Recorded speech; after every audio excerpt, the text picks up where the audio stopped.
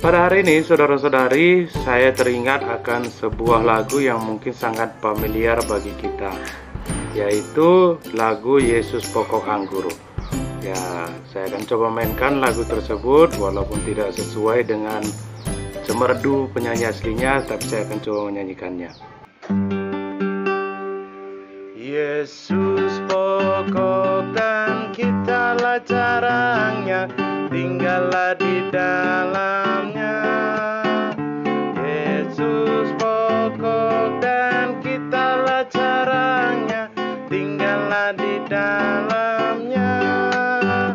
Yesus pokok dan kitalah carangnya, tinggallah di dalamnya. Pastilah kau akan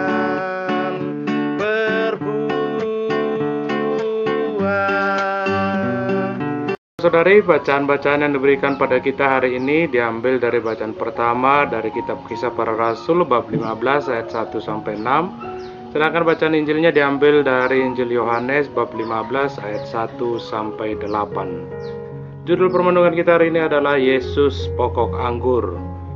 Nah, dalam lagu yang baru saja kita dengar bersama diceritakan dalam syairnya bahwa Yesus adalah pokok dan kitalah carangnya, tinggallah di dalamnya. Dan hari ini saudara-saudari, Injil berkisah tentang Yesus sebagai pokok anggur dan kitalah ranting-rantingnya.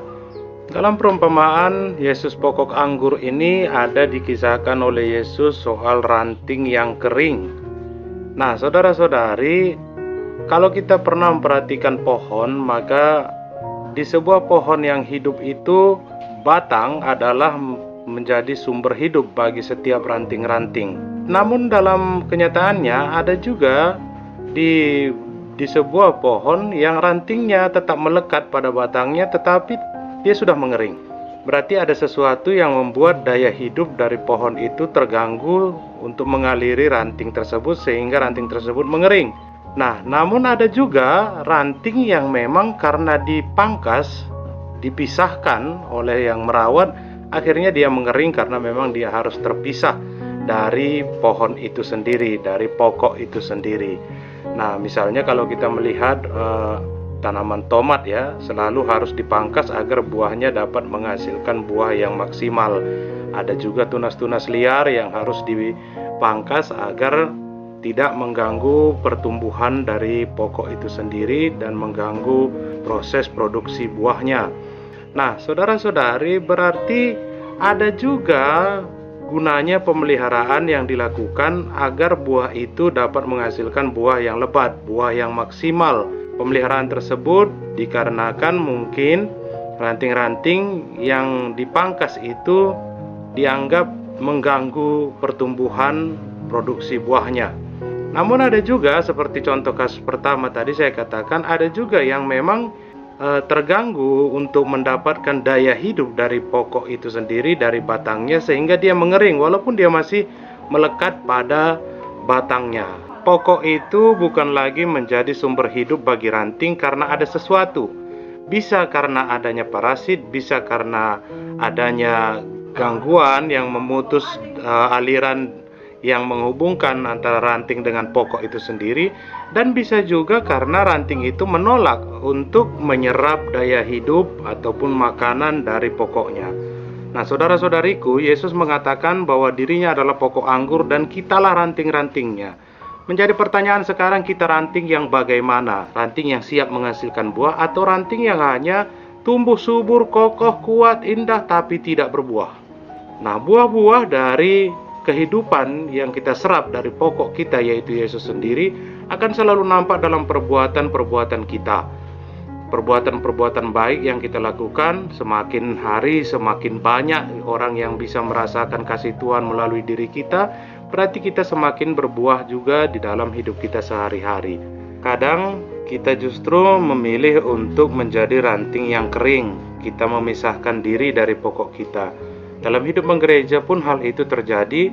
Kita memisahkan diri dari Tuhan, memisahkan diri dari kasih yang diberikan oleh gereja, dan memisahkan diri dari keanggotaan kita sebagai warga gereja.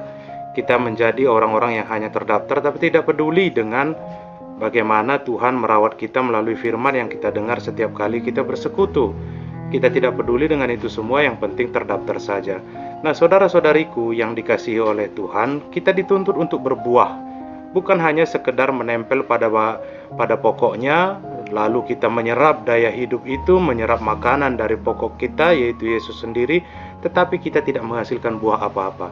Menjadi seorang Kristen berarti siap untuk berubah dan juga berbuah. Tidak hanya melekat pada batang, tapi tidak pernah menghasilkan buah apa-apa. Pertanyaan yang patut kita renungkan adalah, selama berpuluh-puluh tahun menjadi Katolik, buah apa yang telah kita hasilkan dalam hidup kita? Saudara-saudariku yang dikasihi oleh Tuhan, Yesus adalah pokok kita, maka melekat pada pokok anggur itu sangatlah penting. Kelekatan itu ditunjukkan dalam persekutuan-persekutuan kita, setiap kali kita berdoa bersama, bergereja bersama, dan lain sebagainya. Kelekatan itu juga ditunjukkan dengan bagaimana kita peduli terhadap sesama kita. Dan kelekatan itu juga ditunjukkan dengan bagaimana kita tetap menimba kekuatan batin dari Yesus sang pokok anggur itu sendiri. Yesus senantiasa merawat kita. Yesus senantiasa menjaga kita agar kita dapat tumbuh dan berbuah. Memang proses perawatan itu, saudara-saudari, tidak selalu mengenakkan. Ibarat kita adalah ranting yang akan menghasilkan buah, lalu Yesus datang memangkasi dahan-dahan kita yang dianggap mengganggu untuk proses penghasilan buah pada ranting kita, maka itu juga sedikit menyakitkan. Kita pun mungkin merasakan dalam hidup menggereja, terkadang kita merasa sakit hati, sakit korban perasaan, korban pikiran, korban materi, dan banyak pengorbanan-pengorbanan lainnya yang tidak mengenakkan. Tapi itulah mungkin proses yang harus kita maknai secara iman, bahwa itu adalah proses agar kita dapat menghasilkan buah yang berkelimpahan, baik dalam hidup sehari-hari maupun di dalam hidup menggereja kita. Semoga permenungan hari ini menghantarkan kita untuk menjadi ranting-ranting yang tidak hanya sekedar kuat, tapi juga berbuah. Semoga Tuhan Yesus memberkati. Yesus cintaku, ku cinta